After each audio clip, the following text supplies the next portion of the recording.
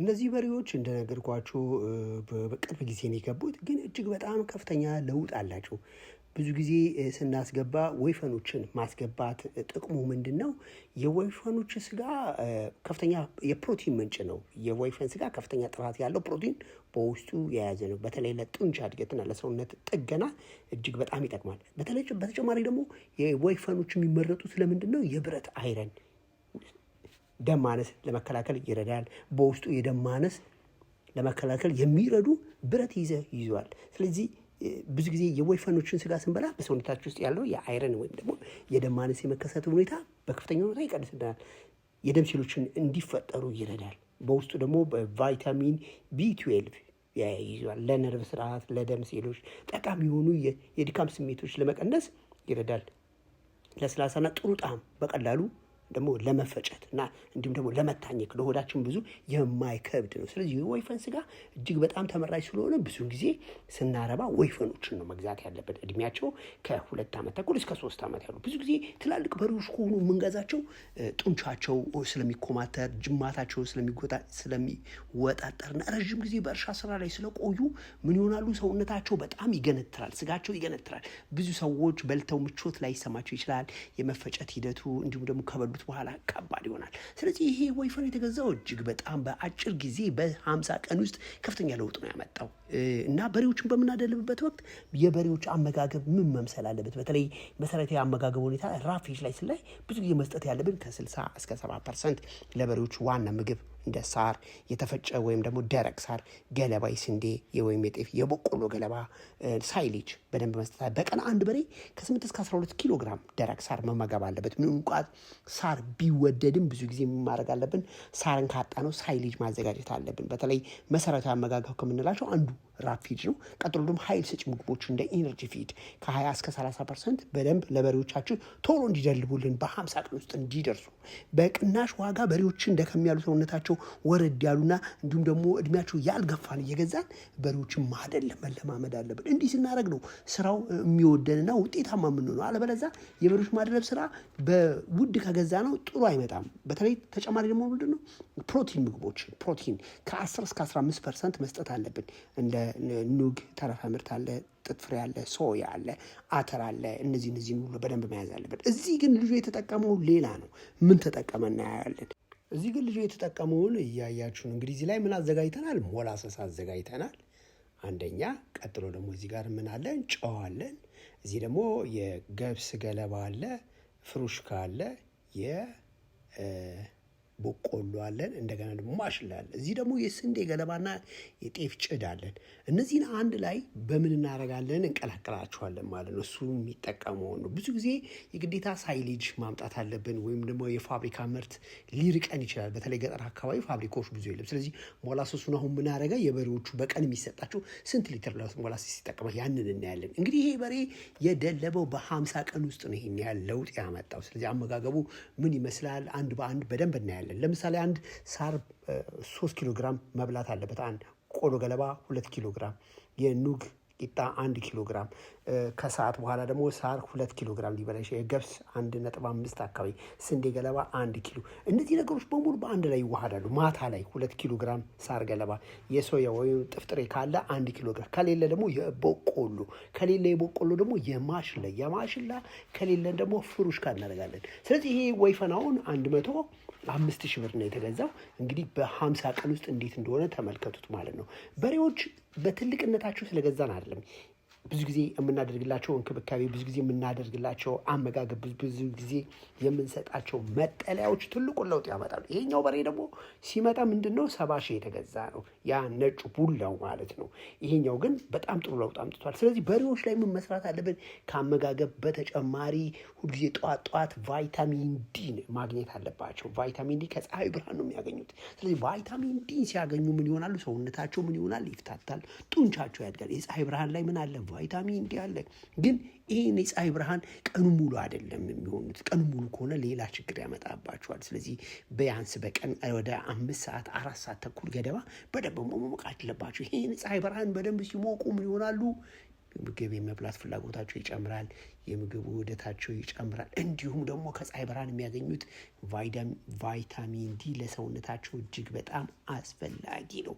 ይህ ምግብ ከበሉ በኋላ ወደ ማረፊያ ቦታቸው ደግሞ ይገቡና ማረፊያ ቦታቸው ላይ መጠለያ ቦታቸው ላይ ጥሩ ክትትል ይደረግላቸዋል። እኔም ሲሄድ ደግሞ የበሬዎችን ሁኔታ ያለው ፊታቸው ላይ ምን አለ፣ አይናቸውን የሚኮኑ ወይ ፈሳሽ አላቸው ወይ አፍንጫቸው አካባቢ ደርቋል ወይ ስዳስሳቸው የምንገዛቸው በሬዎች ብዙ ጊዜ ምን መሆን አለባቸው? ሰው ላይ ጉዳት የማያደርሱ ጤናማ በሬዎችን ነው። አንዳንድ በሬዎች ቁጡ ናቸው፣ ሊማቱ ይችላሉ፣ ሊዋጉ ይችላሉ። ይህን ወይፈን ተመልከቱት። እኔ አሁን ብመጣ በሳምንት 2 ነው ብመጣ፣ ግን ሰውነቱ እንዴት ደስ እንደሚለው ስንነካካው፣ ስናበላው፣ ስናጠጣው እንዲሁም ደግሞ እድገቱ ደግሞ እጅግ በጣም ፈጣን ነው። እንደነገርኳችሁ 105,000 ብር ነው የተገዛው። በ50 ቀን ውስጥ ምን አይነት ለውጥ እንዳመጣ የምናየው ነው። ስለዚህ ሁልጊዜ ምን መስጠት አለብን? ያለንበት አካባቢ ደጋማ አካባቢ ከሆነ ፋሽሎሲስ ሊከሰት ይችላል።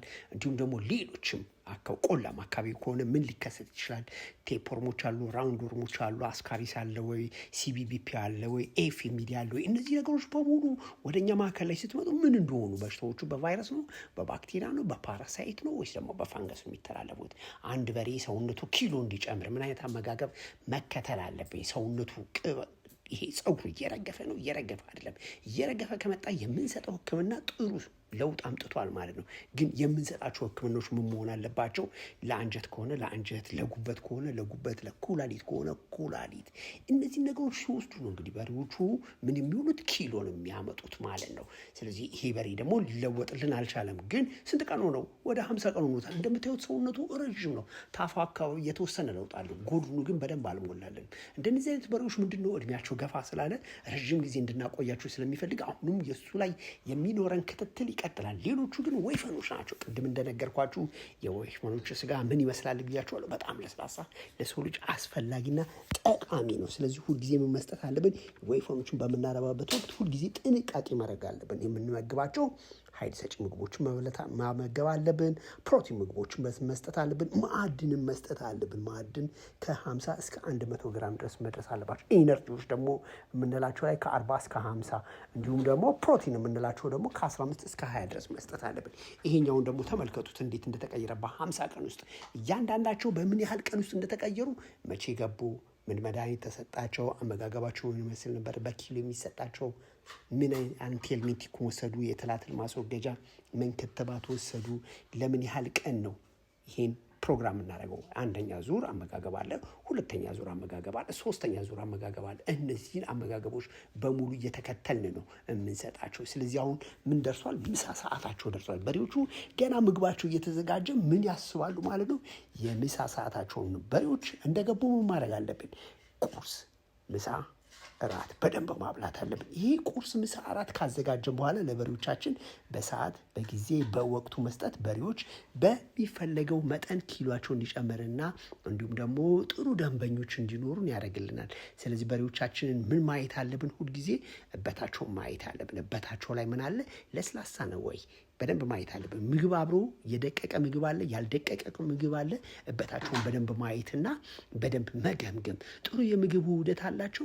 የቆዳቸውን ጥራት፣ ፀጉራቸውን ስናራግፍ የሚረግፉ ከሆነ ቆዳቸው እየሸለቱ ወይም ደግሞ እየተገነቡ ነው ማለት ነው። ኪሎቸውን መመዘን አለብን። ስንት ኪሎ ናቸው ሲገቡ? ከ15 ቀን በኋላ ስንት ኪሎ ጌን አደረጉ?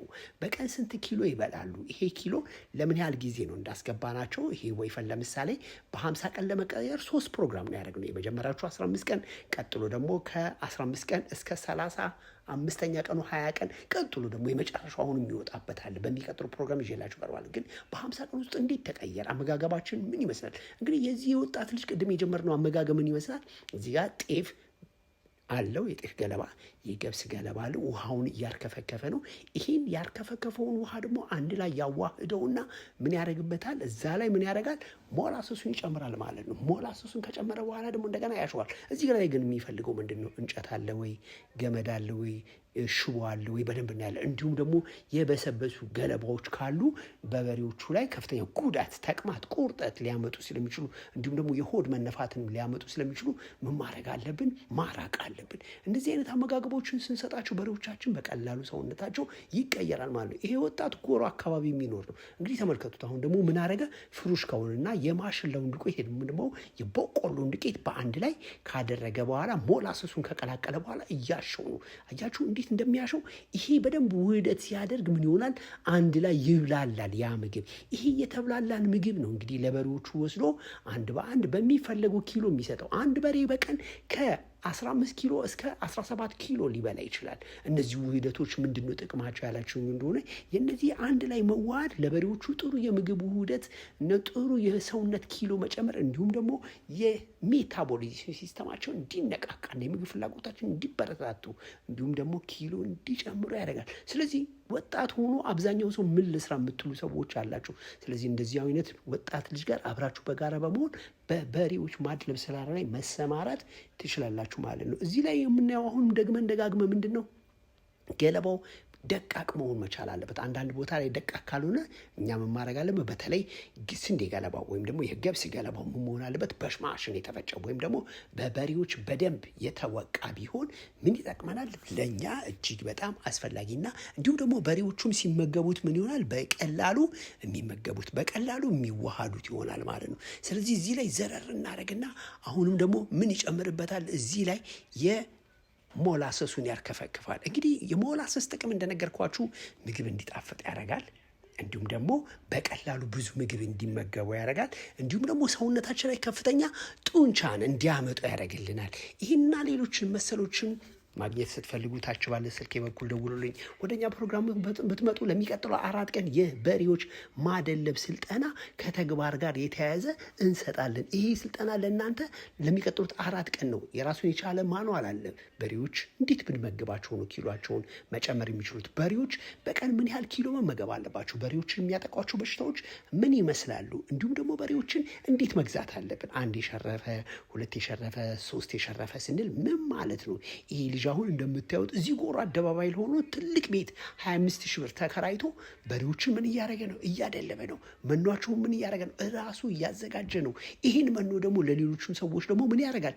ይሸጣል። ስለዚህ በበሬዎች ብቻ አይደለም ጥቅም የሚያገኘው፣ መኖንም ገዝቶ አዘጋጅቶ ራሱ ደግሞ ለሌሎች ሰዎች በተመጣጠነ ሁኔታ ሞይስቸር ምን ያህል አለው፣ ፒኤች ምን ያህል አለው፣ ካሎሪ ምን ያህል አለው፣ እንዲሁም ደግሞ የፕሮቲን መጠኑ ምን ያህል ነው። አያችሁ ሞላሰሱን እንዴት እንደሚያርከፈክፍ። ይሄን ሞላሰስ በደንብ ካርከፈከፈ በኋላ ደግሞ ምን ያደርገዋል? በደንብ ያሸዋል ማለት ነው። በደንብ ካሸው በኋላ ለበሬዎቹ ይሰጣል ማለት ነው። ፕሮግራም ይጠቅማል ካላችሁ ላይክ፣ ኮመንት፣ ሼር አድርጉ። ኃይሉ ነኝ። አመሰግናለሁ።